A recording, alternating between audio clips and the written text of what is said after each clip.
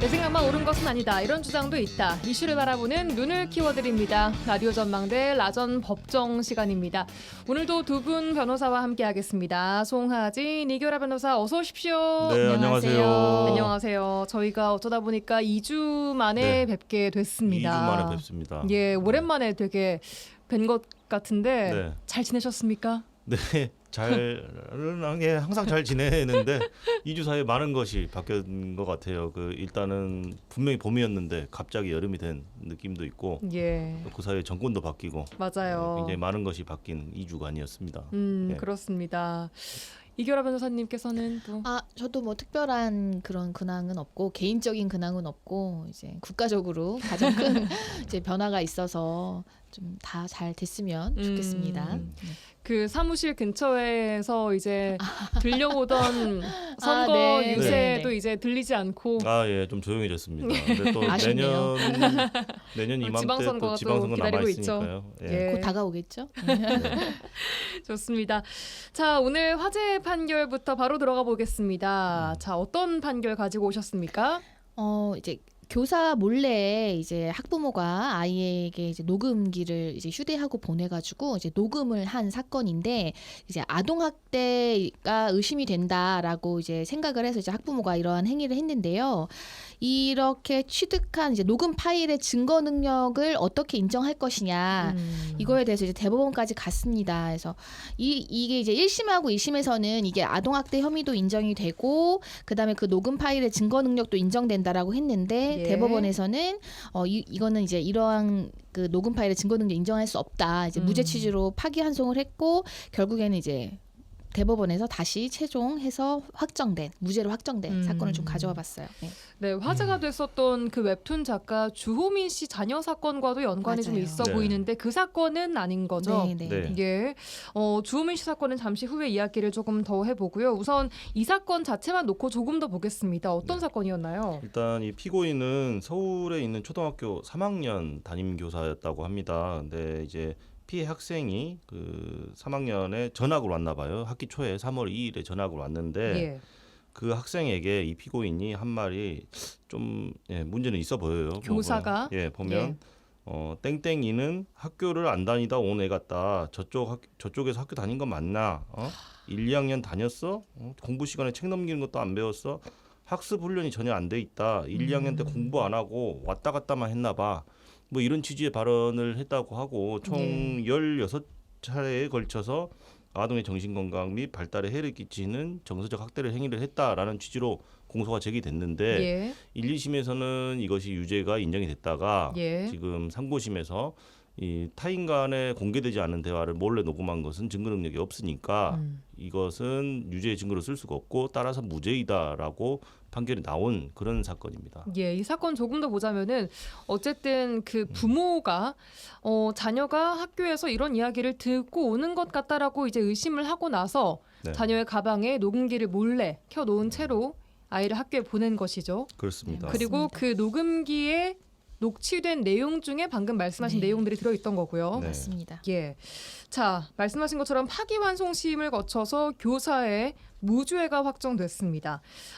무죄 확정 근거는 말씀하신 증거 부분 맞습니다. 때문인가요? 그렇습니다. 우리가 무죄가 인정되려면은 이제 일단은 아예 범죄가 성립되지 않거나 예. 아니면은 그거에 대한 어떤 범죄 혐의를 입증할 만한 증거가 부족하다거나 이런 두 가지 사유가 인정이 되어야 되는데 이 사건 같은 경우에는 이제 주요 증거인 그 녹음 파일, 예. 이 녹음 파일의 증거 능력이 부정되기 때문에 이 녹음 파일을 이제 근거로 한 어떤 그 해당 교사가 인정한 취지의 어떤 그런 진술도 다 2차적인 증거로서 첫 번째 그 1차적인 녹음 파일이 위법하니까 2차적인 증거도 다 위법하다 해서 뭐 증거를 인정할 수가 없기 때문에 무죄가 나온 것이고요.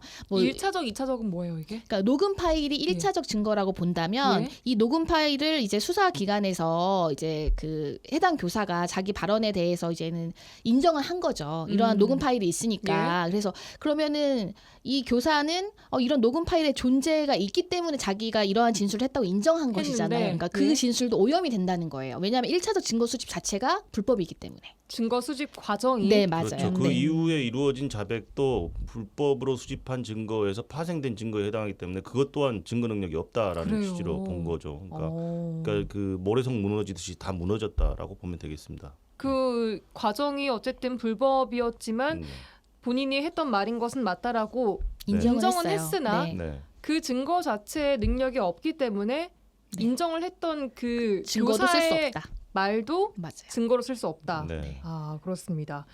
자, 하급심 판단은 아까 1, 2심에는 혐의를 인정해서 유죄 판결을 냈다고 네, 했는데 맞아요. 자세히 좀 들여다볼까요? 우선 하급심 판례에서는 뭐 1심에서는 뭐 집행유예 판결 그리고 2심에서는 벌금형이 나왔는데 조금 어쨌든 2심이 감형이 되긴 그렇죠. 했어요. 감형이 되긴 했지만 유죄라는 사실 자체는 예. 변동이 없었어요. 그래서 하급심에서 이 유죄로 인정한 근거들을 보면 물론 하급심에서도 증거 능력에 관한 문제가 전혀 뭐 등장하지 않았던 건 아니에요. 예. 근데 이렇게 판단을 했죠. 대법원의 판결하고는 완전히 정반대 예. 내용인데요. 형사소추 및 형사소송에서 진실의 발견이라는 공익과 개인의 인격의 이익 보호라든지 이런 뭐 가치들이 좀 충돌할 때는 예. 좀 비교 형량을 해서 그 허용 여부를 결정할 수 있다라는 식으로 좀 재량이 있다라는 취지로 이야기를 먼저 하면서 이제 피해 학생이 아무래도 초등학교 3학년이다 보니까 피고인의 행위에 대해서 스스로 자신의 법익을 방어할 능력이 없었고 근데 부모가 이렇게 녹음을 하게 된 경위 역시 어린 아이가 좀 내가 이런 학대 비슷한 어떤 안 좋은 말을 듣고 왔다라고 하니까 뭔가 정황이 있구나라고 해서 그걸 수집하려고 하는 상황이었고 예. 그래서 그런 상황에서는 불가피하지 않았느냐 이런 녹음이 그리고 여기서 중요하게 본 것은 예. 그 해당 교실에 한 30명 정도의 학생이 있었다고 해요. 그래서 이런 대화를 그러니까 이런 대화가 이루어진 것이 그 피해 학생과 피고인 둘만 있는 데서 이루어진 게 아니라 한 30명 정도의 학생이 그러니까 있는 곳에서 이루어졌기 때문에 공개되지 아니한 타인 간의 대화라고 볼 수가 없다. 이렇게 열어놓고 판결을 했거든요. 근데 이게 완전히 대법원에서 뒤집힌 거죠. 알겠습니다. 네. 또 대법원은 보니까 그 학생들만 대상으로 하는 교실에서 발언이 나왔기 때문에 이게 공개된 뭐 발언이 아니다라고 판단했더라고요, 보니까. 네, 맞습니다.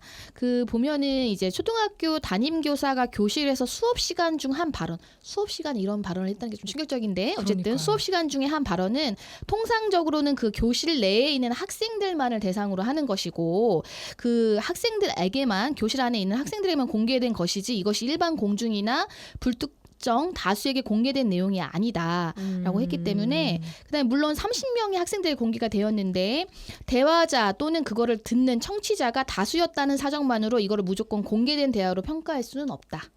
참 이게 네, 애매합니다. 받아들이기. 이게 뭐 그때 예전에 다른 사례에서 배웠던 공연성 네. 이라는 게 어떨 때는 뭐 2명이 네, 맞아요. 있는 경우도 해당이 되고 또 이런 경우에는 30명 넘게 학생들이 있었는데도 해당이 안 되고 네. 그렇습니다. 자, 어쨌든 뭐 대법 판결은 무죄로 나왔지만 이 학교 내에서 발생한 교사의 발언 자체를 조금 더 보겠습니다. 네. 학교 안 다니다 온 애 같아. 학교 다닌 거 맞아? 이런 얘기를 그러니까 수업 시간 도중에 학생들이 다 보는 맞아요. 가운데 했다는 얘기인데 교사의 이런 발언이 아동 학대인가?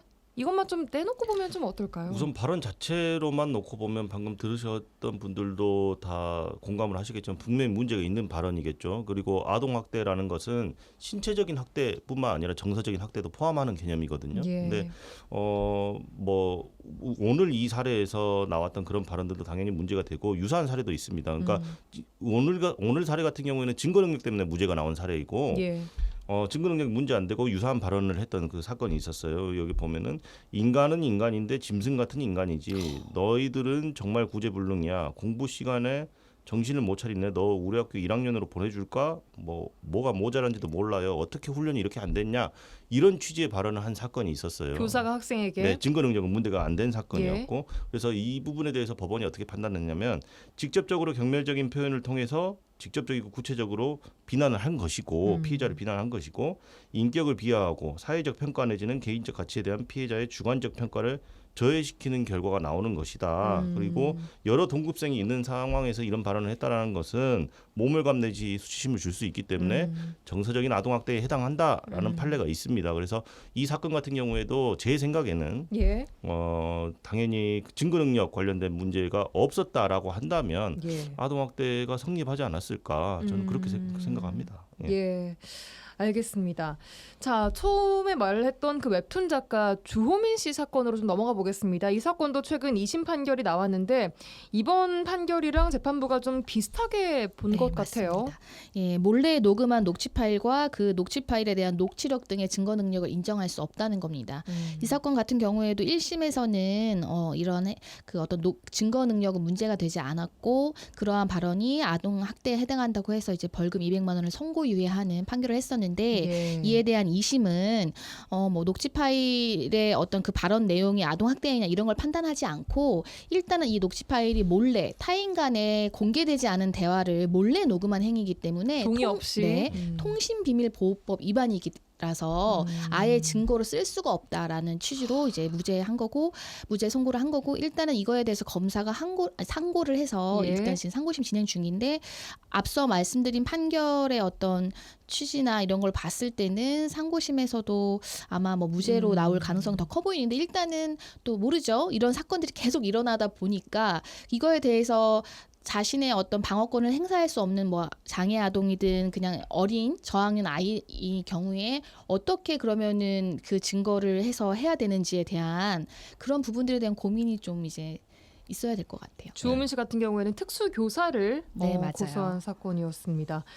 자, 대법원에도 비슷한 부분을 좀 중점적으로 보게 되겠죠, 아무래도. 네. 그렇죠. 어쨌든 학부모가 자녀의 가방에 몰래 녹음기를 넣어서 몰래 녹음을 한 것이 과연 증거 능력이 있는가에 관한 것이기 때문에 예. 이번에도 뭐 주호민 씨 사건 같은 경우에도 어떻게 결론이 날지 모르겠지만 만약에 비슷한 오늘 말씀드린 그 판결하고 비슷한 결론이 나온다면 앞으로의 다른 사건들에도 굉장히 큰 영향을 끼치고 확립된 법리로 이어질 가능성이 있죠.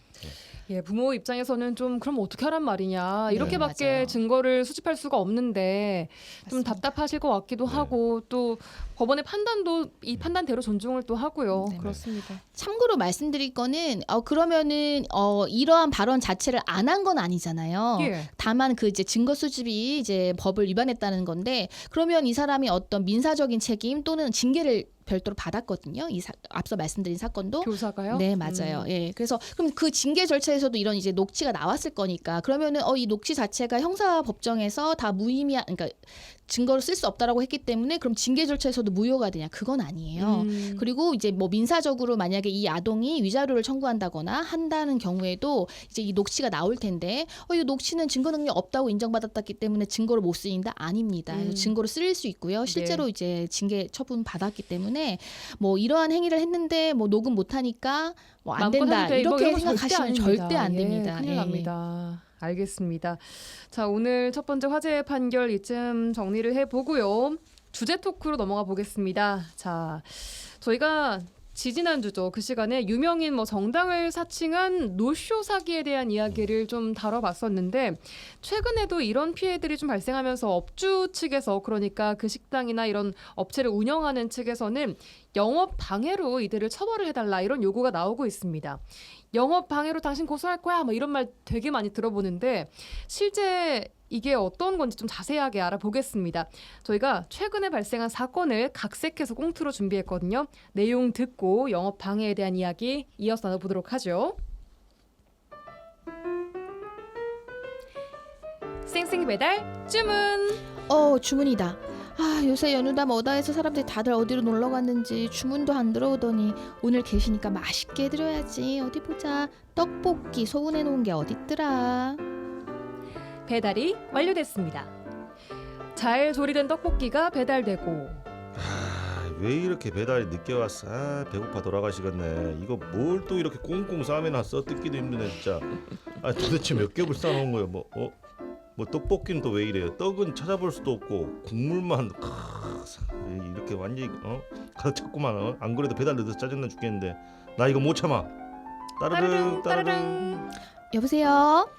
방금 라전동에서 배달시킨 사람인데요. 뭔 떡볶이가 이런다요. 아, 예, 손님 어떤 일 때문에 그러실까요? 아니 시킨 떡볶이는 안 오고 떡국물만 와버렸구만. 나 세 번께 떡이 딱 7개 들었더만 이것이 떡볶이요 떡국물이요. 아, 저희가 떡볶이를 소분해서 저장을 해놓는데요. 아유, 제가 양에 맞춰서 넣는다는 게 정신이 없어서 정량을 다 못 넣어드렸나 봐요. 죄송해요. 제가 다시 배달해 드릴게요. 아니면 손님이 원하시면 환불을 해드릴까요? 아니 이 아주머니가 지금 장난하나. 이 배고파 죽겠는데 나 지금까지 이거 기다리게 해놓고 뭐 재배달 뭐 환불 사람 논리요. 나 이거 못 참아. 내가 지금 갈란게 딱 기다리시오. 아이고 손님, 제가 정신이 없어서 실수한 것 같으니까 아유, 마음 푸시고 얼른 다시 해서 보내드릴게요. 아니 됐고 나는 보상을 받아야겠어. 보상. 네? 보상이요? 아 보상은 못 해주시겠다. 아 지금 날라갈 건게 꼼짝 말고 딱 거기 있어. 에? 잠시 후 가게로 찾아온 손님. 자, 떡볶이를 그대로 사장님 얼굴에 뿌려버리는데 자 7개짜리 떡볶이 너나 많이 드세요. 아이고 내 눈을 못 뜨겠어. 누가 여기 신고 좀 해줘요. 7개면 많이 들어있는 거 아니에요? 아니 그걸 와, 떠나서 얼굴에 이거 진짜 이게 실제로 일어났던 일이라는 게 이게 너무 충격적이에요. 실제로 일어난 일입니다. 와, 많은 분들이 듣고 이게 실제가 맞아? 하실 그러니까요. 텐데 예. 일단 광고 듣고 와서 이어가도록 하죠. 수요일 코너 라전법정 함께하고 계십니다. 송하진, 이결아 부부 변호사와 함께하고 계시고요. 자, 방금 듣고 온 정말 믿을 수 없는 황당한 꽁트가 실제 사건입니다. 떡볶이를 뭐 마음에 안 들게 이 떡볶이가 좀 와서 이걸 가지고 개수에 좀 개수에 좀 흥분을 한 나머지 업장으로 찾아가서 네. 그대로 사장님의 부었다는. 얼굴에 떡볶이를 부었습니다. 그렇죠. 그러니까 이게- 오늘 꽁트 사례가 실제 있었던 일이잖아요. CCTV로 다 찍혀 있더라고요, 보니까. 네. 자, 이 업주분은 이 손님을 영업방해로 처벌을 하고 싶은데 경찰에서 폭행은 인정이 되지만 영업방해에는 해당이 되지 않는다라고 한다고 합니다. 영업방해 이런 거 영업방해 해당 안 되는 거예요? 일단 정식으로 뭐 조사가 이루어져서 어떤 결론을 내린 건 상황으로 보이지는 않고요. 일단은 이제 정식으로 이제 뭐 폭행 또 아니면은 그로 인해서 또 다치기까지 했으면 상해 그리고 이제 그러니까 업무 방해죠. 업무 방해로 고소를 한 후에 이제 수사기관에 적극적인 수사를 요청해야 될 사안으로 보입니다. 일단은 뭐 그런 구두상의 소견을 말했던 것으로만 좀 파악이 되고 있고요. 최종적으로 이건 영업방해가 아니다, 영무방해가 아니다 이렇게 경찰이 결론을 내린 것 어허. 같지는 그렇죠. 않습니다. 이 정도 사실관계만 듣고 이 업무방해에 해당한다 아니다라고 단정적으로 말할 수 있는 사람이 과연 누가 있을까 싶고요. 예. 우선 업무방해죄가 무엇인지에 대해서 간략히 설명드리면 예. 뭐 지난 시간에도 뭐 여러 번 설명드린 것 같긴 합니다만 업무방해죄는 허위사실 유포하거나 기타 위계 또는 위력으로 사람의 업무를 방해했을 때 성립할 수 있는 범죄거든요. 예. 근데 이제 뭐 위력이라는 게 범인의 위세, 사람의 수, 주위의 상황 이런 걸 봐서 피해자의 자유 의사를 제압하기에 족한 세력을 말합니다. 그래서 너무 널리 어렵습니다, 보면은 말이. 폭행이라든지 예. 위력, 그러니까 사람의 의사를 제압하기에 족한 세력 여러 명이 와서 막 무시무시하게 막 협박을 하면서 위협을 한다든지 아니면 혼자 갔다고 하더라도 뭐 예. 폭행이라든지 어떤 원성을 높인다든지 이러면서 업무를 방해했을 때 성립할 예. 수 있는 죄거든요. 근데 예. 지금 오늘 방송을 준비하는 과정에서 이 변호사랑 이 부분에 대해서 좀 논의를 했었는데요. 예. 이 정도 사안, 뭐 제가 물론 구체적인 사안을 좀 뭐 정보가 지금 저희가 알고 있는 게 제한적이긴 합니다만은 예. 실제로 영업이 진행 중인 어떤 식당에 찾아와서 떡볶이를 그 업주에게 끼얹고 소란을 피우고 난동을 피웠다라고 한다면 저는 업무방해죄에 해당될 거라고 생각을 하거든요. 일단 예. 제 시각은 그래요. 근데 예. 경찰이 벌써부터 단정적으로 업무방해는 아니다라고 말을 했는지 모르겠습니다만 그런 말을 했다면 저는 좀 부적절한 언사라고 생각을 합니다. 일단 그 사장님께서 정신이 없어서 고객을 또 밀치고 어깨를 한두 번 이렇게 잡고 뭐 흔들었다 뭐 이런 내용도 있더라고요, 보니까. 그러니까 뭐 떡볶이를 뿌리니까 막 이렇게 하다가 조금 잡고 좀 그렇죠. 이렇게 된 것 같아요. 그래서 뭐 한쪽 말만 들어서는 또 알 수는 없는 것이고 상황에 대해서 면밀하게 조사를 해봐야겠죠. 그러니까 떡볶이를 끼얹어서 그걸 당한 다음에 저항하고 방어하는 차원에서 그렇게 한 것인지 아니면 진짜 물리적인 어떤 폭행이 있었는지는 또 사안을 들여다봐야겠죠. 그러니까 업주 측은 정당방위라고 지금 주장을 하고 네. 있는 상황이고요. 자, 그렇다면 이 영업 업무 방해와 영업 방해는 또 어떻게 다른 건지 이 두 가지가 뭐 네, 같은 맞아요. 말 아니에요? 일단은 법상으로는 형법 314조에 규정되어 있는 그 법문상으로는 업무 방해라는 용어를 쓰고요. 예. 이 업무 방해죄의 업무라는 게 뭐냐면 직업 또는 사회생활상의 지위에 계속적으로 하는 사무나 사업을 말하는 것이니까 예. 영업은 이 업무에 포함되는 개념으로 이해하시면 될 것 같아요. 그래서 예. 이제 법상으로 할 때는 업무 방해죄라고 하는 거고 영업 방해죄라는 이제 거기 좀 약간 축소된 개념으로 이제 말을 하고 있습니다. 그렇죠. 예. 영업이 업무에 포함되는 개념이다라는 정도로 생각하시면 될 것 같습니다. 예. 영업은 일단은 뭔가 정말 돈을 벌기 위한 그런 목적으로 하는 일에 해당되는 게 조금 더 강한 거죠, 아무래도. 그렇죠. 영업이라는 것은 그렇게 볼 수 있고 그 이외에도 업무의 개념은 더 업무는 조금 더 포괄적일 수 넓은 있죠. 포괄적인 개념이고. 그렇습니다. 예. 알겠습니다. 자, 앞서 오프닝에서 저희가 유명인을 사칭한 노쇼 사기 사건 다뤘던 그것도 업주분들이 이걸 영업 방해로 처벌하고 싶어 하는데 네. 이런 경우에 상당히 피해가 큰 거 맞거든요. 그렇죠. 영업 방해에 해당됩니까? 일단 해당된다고 봐야 될 것 같아요. 어. 왜 그러냐면 업무 방해를 하는 데 있어서 요건이 세 가지가 있다고 말씀드렸잖아요. 그러니까 허위의 사실을 유포하거나 위계를 사용하거나 아니면 위력을 사용하거나 이런 경우에는 위계에 해당된다라고 볼 수가 있겠죠. 그래서 위계가 뭐 속임수 이런 건가요? 그렇죠. 속임수, 사수를 쓴다. 뭐 이런 느낌으로 보시면 될 것 같은데 일단 예약을 해놓고 안 갔단 말이에요. 예. 그러면 그 준비한 식재료를 쓰지 못하게 되는 손해도 입었고 아니면 다른 손님들을 받지 못하게 돼서 영업상의 손실을 입을 수도 있잖아요. 그래서 예. 업무가 방해됐잖아요. 예. 그래서 그런 형태로 업무 방해죄가 성립한다라고 볼 여지가 분명히 있습니다. 예.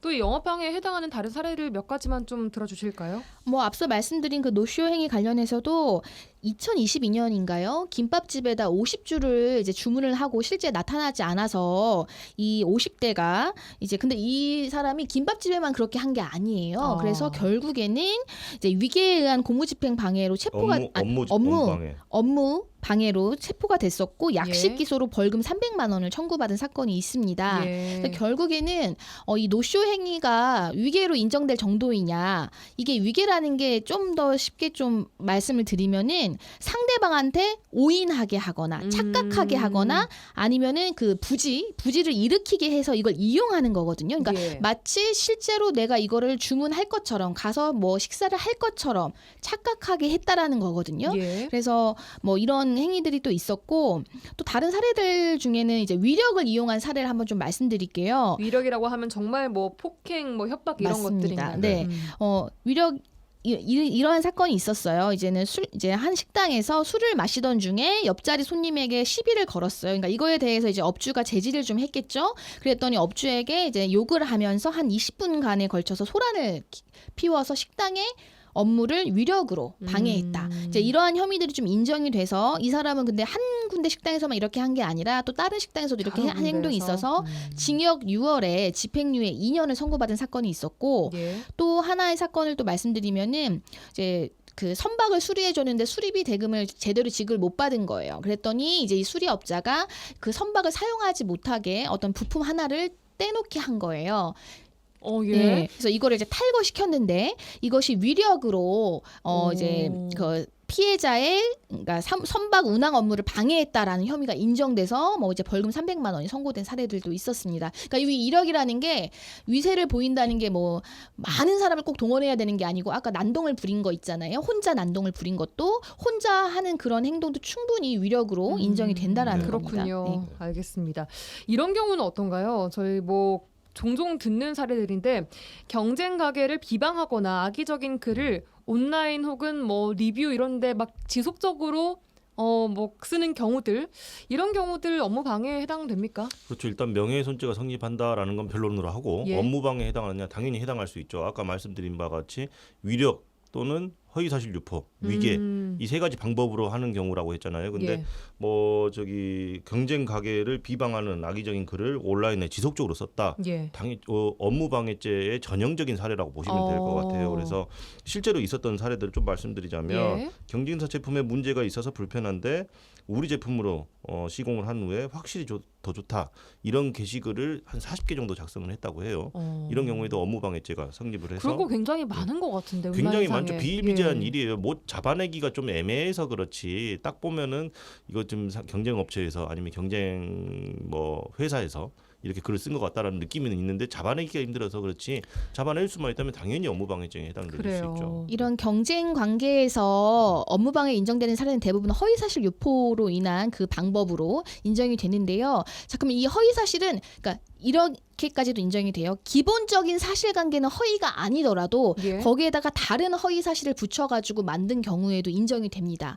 그리고 또 유념을 하셔야 될 게 실제로 내가 업무방해 행위는 했지만 그 경쟁사가 크게 피해를 안 봤어요. 뭐 예를 들어 매출이 크게 감소하지도 않고 예. 했다고 해서 성립이 안 되는 게 아니에요. 그런 건 양형에만 반영이 될 뿐이지 실제로 피해가 발생할 것까지 바라지 않고 피해에 노출이 됐다, 위험에 처했다라고 하면 그냥 그때 그것도 처벌하는 거기 때문에 내가 실제로 그런 행위를 하기는 했지만 뭐 매출에 실제로 영향을 주거나 어떤 뭐 손해를 주진 않았다라는 거는 사실 변명이 되지 않습니다. 네. 알겠습니다. 처벌 아까 들어보니까 뭐 벌금 뭐 300만 원 이런 식으로 나왔다고 네. 했는데 보통 어느 정도가 나오나요? 이렇게. 그러니까 업무 일단 방해를 법정형은 했을 5년 이하의 징역 또는 1,500만 원 이하의 벌금 이렇게 규정이 돼 있고 이제 범죄의 기간이나 횟수 뭐 행위 태양 이런 것들을 보고 양형을 결정하게 되겠지만 예. 뭐 사안이 그렇게 중하지 않다라면 벌금형으로 끝나는 경우도 굉장히 많습니다만 실제로는 집행유예 또는 실형이 선고되는 경우도 다수 있거든요. 그래서 네, 맞습니다. 조심해야죠. 예. 무거운 처벌이 내려진다. 네, 실제로 맞습니다. 무거운 예. 처벌 많이 내려집니다. 예. 자, 그렇다면 업무 방해에 대처하는 방법 뭐가 있을까요? 일단 결국에는 뭐 아까 우리가 앞서 말했던 그런 떡볶이 사건 같은 경우에는 CCTV가 업장 내에 있었기 때문에 어떤 이제 피해자 분의 어떤 그런 억울함을 그래도 이제 소명하실 수가 있을 것 같아요. 많이 입증하실 수 있을 것 예. 같아요.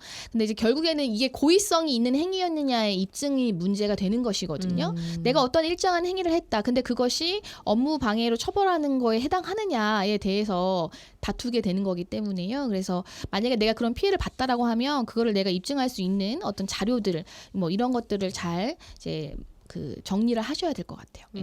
알겠습니다. 자, 오늘 업무 방해 또 영업 방해까지 알아봤습니다. 여기까지 듣겠습니다. 가전법정 송하진 이결아 변호사와 함께했습니다. 고맙습니다. 네, 감사합니다. 감사합니다.